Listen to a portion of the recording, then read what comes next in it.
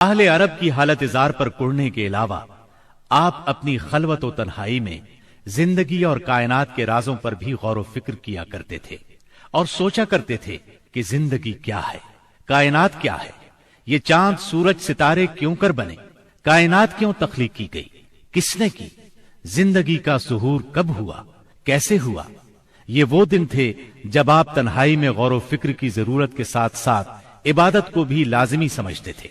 عبادت آپ کی روح کی ضرورت تھی، لہذا آپ رمضان بھر غار حرا میں قیام فرماتے، آنے جانے والے مسکینوں کو کھانا کھلاتے اور بقیہ اوقات اللہ تعالی کی عبادت میں گزار دیتے۔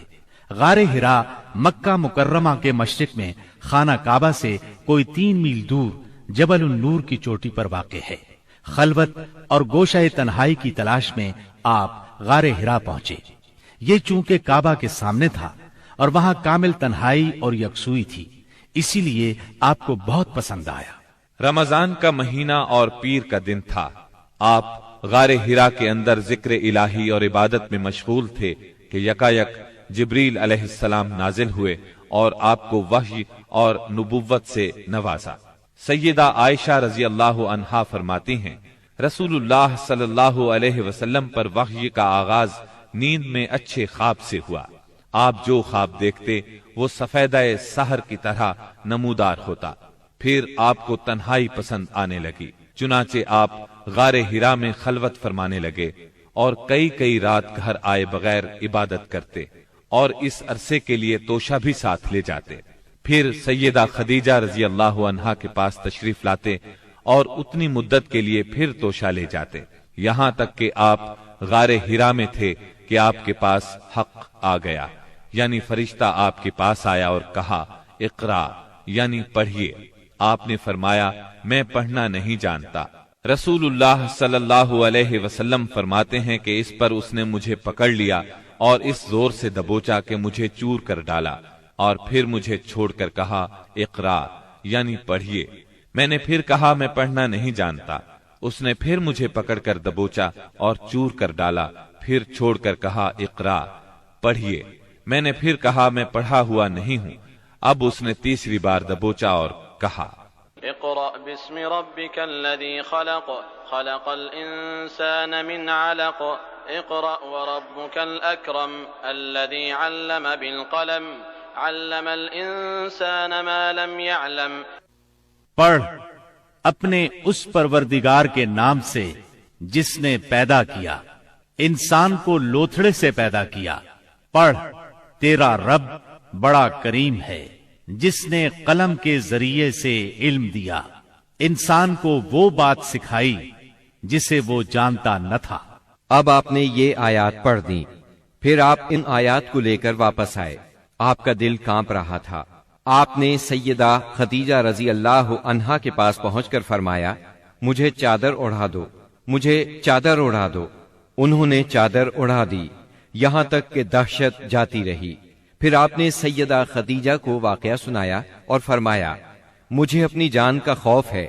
انہوں نے کہا اللہ کی قسم ایسا ہرگز نہیں ہو سکتا، اللہ آپ کو کبھی رسوا نہیں کرے گا۔ آپ صلہ رحمی کرتے ہیں، بے سہاروں کا بوجھ اٹھاتے ہیں، خالی ہاتھ لوگوں کی مدد کرتے ہیں، مہمان کی مہمانی کرتے ہیں اور حق کے سلسلے میں پیش آنے والے مصائب میں مدد کرتے ہیں۔ اس کے بعد سیدہ خدیجہ آپ کو اپنے چچا زاد بھائی ورقہ بن نوفل کے پاس لے گئیں۔ یہ جاہلیت کے دور میں عیسائی ہو گئے تھے، عبرانی لکھنا پڑھنا جانتے تھے اور عبرانی میں انجیل لکھتے تھے۔ اس وقت بوڑھے اور نابینا ہو چکے تھے۔ سیدہ خدیجہ رضی اللہ عنہا نے ان سے کہا بھائی جان آپ اپنے بھتیجے کی بات سنیں۔ ورقہ بن نوفل نے کہا بھتیجے کہو تم کیا کہتے ہو؟ آپ نے جو کچھ دیکھا تھا بیان کر دیا۔ اس پر ورقہ بولے یہ تو وہی فرشتہ ہے جو موسیٰ علیہ السلام پر نازل ہوا تھا۔ کاش میں اس وقت زندہ ہوتا جب آپ کی قوم آپ کو نکال دے گی۔ آپ نے حیران ہو کر فرمایا میری قوم مجھے نکال دے گی؟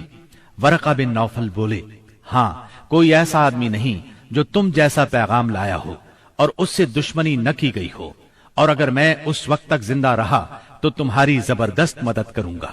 لیکن اس کے بعد جلد ہی ورقہ بن نوفل فوت ہو گئے۔ اور ادھر وحی کا سلسلہ رک گیا۔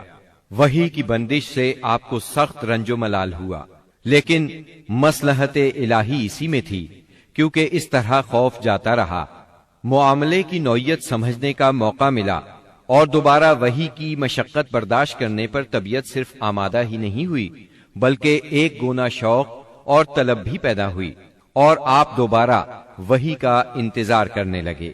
ادھر آپ گوشہ نشینی کی بقیہ مدت پوری کرنے کے لیے ورقہ کے پاس سے پلٹ کر دوبارہ غار حرا میں تشریف لا چکے تھے۔ جب ماہ رمضان ختم ہو گیا اور آپ کی اعتکاف کی مدت پوری ہو گئی تو عادت کے مطابق پہلی شوال کی صبح حرا سے اتر کر مکہ معظمہ روانہ ہوئے۔ نبی کریم صلی اللہ علیہ وسلم ارشاد فرماتے ہیں، میں پہاڑ سے اتر کر میدان میں پہنچا تو مجھے پکارا گیا، میں نے دائیں دیکھا کچھ دکھائی نہ دیا، بائیں دیکھا تو بھی کچھ دکھائی نہ دیا، سامنے دیکھا تو بھی کچھ دکھائی نہ دیا، پھر پیچھے دیکھا تو وہاں بھی کچھ نظر نہ آیا۔ اس کے بعد میں نے سر اوپر اٹھایا تو کیا دیکھتا ہوں کہ جو فرشتہ حرا میں میرے پاس آیا تھا وہی آسمان و زمین کے درمیان موجود ہے۔ یہ دیکھ کر میرا پورا وجود اس کے روب سے بھر گیا، یہاں تک کہ میں زمین کی طرف جھک گیا۔ پھر میں خدیجہ کے پاس آیا اور کہا، مجھے چادر اڑا دو، مجھے چادر اڑا دو، مجھے کمبل اڑا دو، ٹھنڈے پانی کے چھینٹے مارو۔ انہوں نے کمبل اڑا دیا، ٹھنڈے پانی کے چھینٹے مارے، پھر یہ آیات نازل ہوئیں، یا ایھا المدثر قم فانذر وربک فکبر وثیابک فطہر والرجز فاہجر۔ اے کمبل پوش، اٹھ اور لوگوں کو ان کی بدعملی کے نتائج سے ڈرا، اپنے رب کی بڑائی بیان کر اور اپنے کپڑے پاک رکھ اور گندگی سے الگ تھلگ رہ۔ بعثت نبوی کے ابتدائی 3 برسوں میں آپ چپکے تبلیغ کرتے رہے۔ اس دوران میں سیدنا ارقم رضی اللہ عنہ کا گھر اسلامی تحریک کا مرکز بنا۔ یہ گھر کوہ صفا کے دامن میں واقع تھا۔ نمازیں گھروں کے اندر اور پہاڑوں کی گھاٹیوں میں پڑھی جاتی رہیں۔ اس تبلیغ کے ذریعے سے چراغ جلتا رہا۔ آپ نے سب سے پہلے ان لوگوں کو تبلیغ فرمائی جن کے آپ کے ساتھ تعلقات تھے۔ آپ کو اپنے ان قریبی ساتھیوں کی طرف سے مایوسی کا سامنا نہیں کرنا پڑا۔